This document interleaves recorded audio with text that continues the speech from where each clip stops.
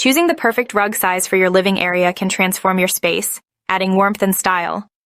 But how do you decide on the right size? Let's explore some key factors to consider. First, assess the size of your living room. Measure the dimensions of the space to understand the scale you are working with.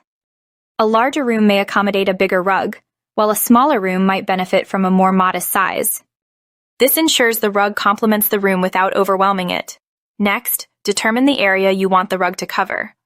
Do you want it to define a specific zone, like a seating area, or cover most of the floor?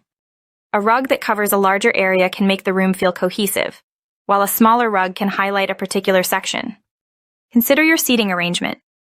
Ideally, a rug should extend under the front legs of your furniture, creating a unified look.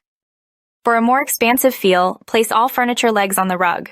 This approach anchors the seating area and enhances comfort. In conclusion, selecting the perfect rug size involves considering your living room's dimensions, the area to cover, and your seating arrangement. By thoughtfully choosing a rug, you can enhance your living space's aesthetic and functionality, creating a welcoming and stylish environment.